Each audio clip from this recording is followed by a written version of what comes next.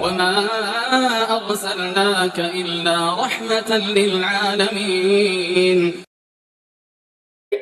Kita masuk di poin berikutnya, yaitu upaya memperoleh anak. Jadi kalau udah nikah tuh ya harus punya anak, jangan wih pengen keliling Eropa kayak apa artis apa itu namanya Instagram itu Racetto itu, nggak usah diikuti-ikuti orang-orang kayak gitu. Dulu tak pikir itu orang kafir loh, ternyata ya orang Islam sing itu kudungan, batin gue ini salah makan apa orang ini. Ya. Memperoleh anak merupakan tujuan utama pernikahan. Ya jelas ya, itu melanjutkan keturunan kamu. Ya, nanti kamu kalau mati udah nggak ada fungsi dari amal kita, dalam artian kita nggak bisa beramal, nggak ada fungsi dari diri kita nggak bisa beramal, maka salah satu yang bisa menyelamatkan kita ya waladun solihun yad'ulah gitu. Jadi kalau kita sampai niatnya dari awal nggak pengen punya anak, misal kamu nanti ketemu laki-laki atau perempuan yang kayak gitu, mendingan jangan sama dia lah, Bu Ayu nih kayak ngapain, Mbak gelem nikah karo aku, yo gelem lah, wong kowe wong sugih Mas, cuman ya itu aku mau nek dia anak, lah, kowe salah minum obat to piye, periksa sik, ya, cari yang lain gitu, ya. Rasulullah SAW telah menganjurkan hal tersebut kepada para sahabatnya.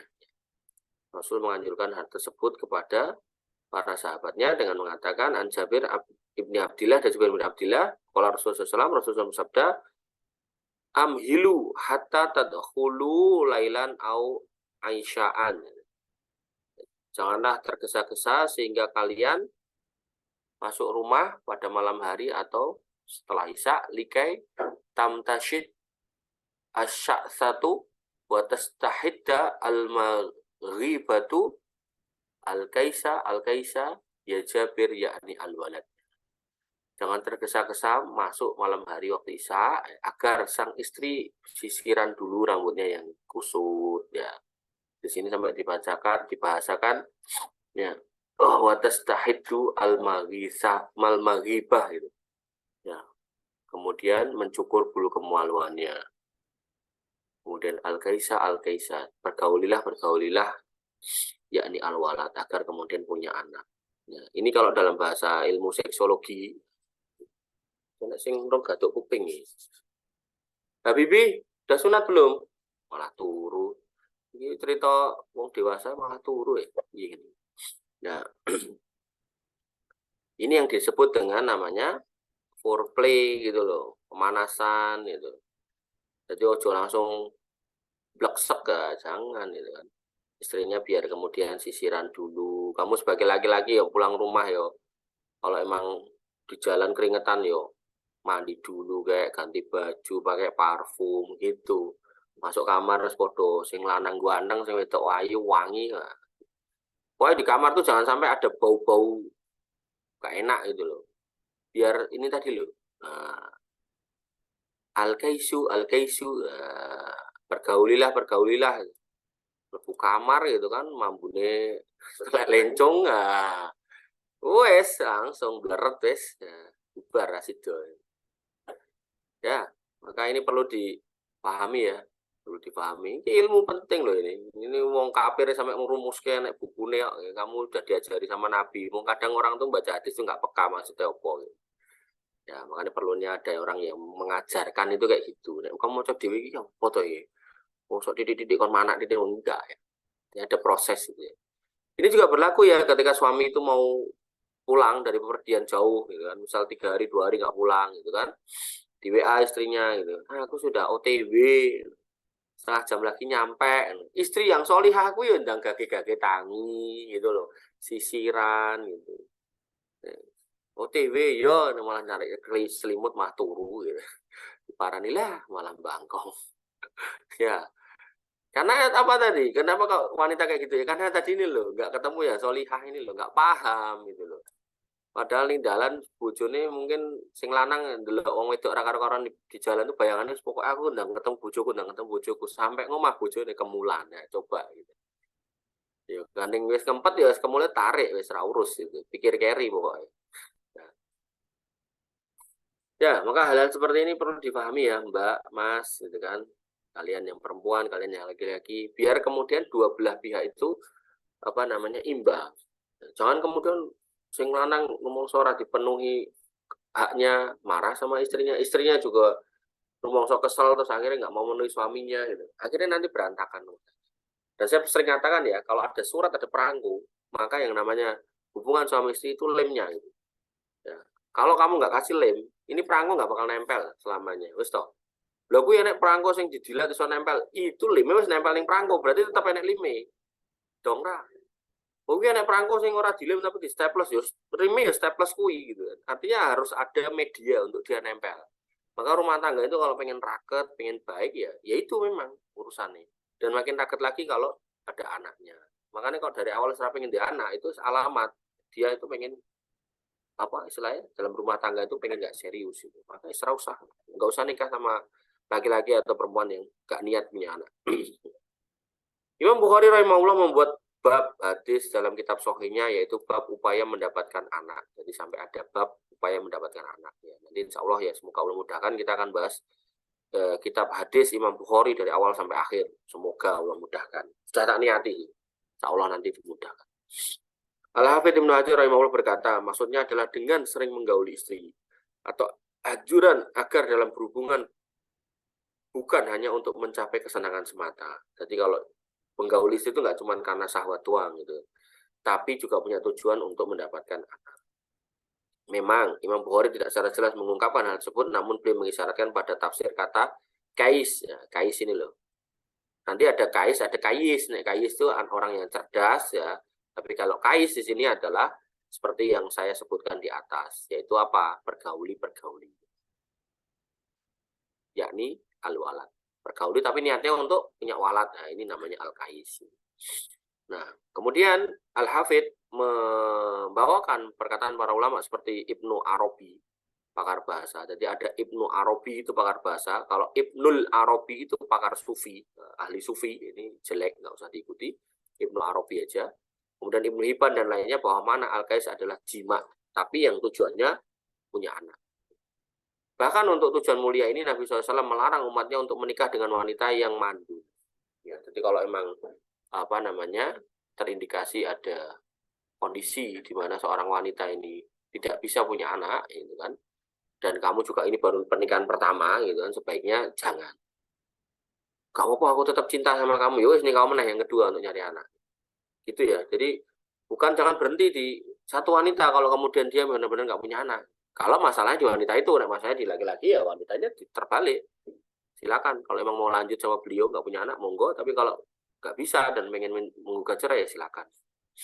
Nah, Nabi SAW bersabda dari Ma'qil ibni Yasar radhiyallahu an, ja'a rajulun ila Nabi SAW, ada laki-laki yang mendatangi Nabi SAW, faqala, dan dia berkata, ini asobtu imra'atan dzata hasabin wa jamalin. Ya, aku tuh nikah dengan wanita menyenangi, wanita yang punya hasab, nasab yang baik dan cantik. Wa innaha la talidu, dia nggak bisa punya anak. Afa atazawwajuha, gimana ya Rasul, apakah aku menikahinya? Qala la, Nabi mengatakan jangan. Summa atahu saniyah fanahahu. Kemudian datang lagi yang kedua nanya hal yang sama, kemudian Nabi melarangnya. Jadi dia benar-benar kesemsem nih sama wanita yang anaknya orang hebat itu dan cantik, tapi nggak bisa punya anak. Nabi mengatakan tidak. Summa atahu salisah faqala. Kemudian yang ketiga nanya lagi. Jadi manusia itu pengennya dijawab sesuai keinginannya. Maka yang ketiga Nabi SAW mengatakan tazawwaju al-wadud wal-walud. Nikahilah wanita yang wadud, yang penuh rasa kasih sayang, penuh rasa keibuan, wal-walud, dan bisa punya anak. Fa ini mukasirum bikumul umam yaumal qiyamah. Nah, nanti dalam hadis yang lain ada bahasa tambahannya yaumal qiyamah. Maka aku akan membanggakan umatku yang lebih banyak pada hari kiamat nanti. Nah, poinnya adalah apa? Kalau emang itu pernikahan pertama ya cari yang bisa punya anak. Kalau pertama nggak bisa punya anak, nikah lagi yang kedua. Diskusikan tentu. D, itu kan. Itu contoh yang depan itu kan. Contoh yang baik toh. Aku laki-laki, aku harus melanjutkan keturunan. Apalagi dari sisi keluargaku yang anak laki-laki cuma aku, gitu kan. Apalagi orang-orang Batak itu kan punya marga toh. Nah, melanjutkan marga di keluargaku ya aku, gitu kan. Maka ya saya harus punya anak. Pilihannya cuma dua. Kamu izinkan atau kamu membolehkan saya nikah lagi dan kita masih bareng, atau ya kita akhirnya terpisah sampai di sini aja. Apa? Gitu. Nah kalau nggak mau nikah lagi, maunya cuma sama dia tapi ngangkat anak, boleh nggak? Boleh. boleh, nggak apa-apa, silakan gitu. Artinya ada solusi-solusi yang bisa dijalankan gitu loh. Cuman ya tadi itu, dalam mengambil keputusan sepakati bersama dan ya jangan mengingkari di tengah jalan. Itu bukan hal yang baik. Nah, hadis ini mengandung dua faedah penting kepada kita. Ya, satu, larangan menikahi wanita yang mandul. Ya, ini mohon maaf ya kalau emang ada yang kayak gitu.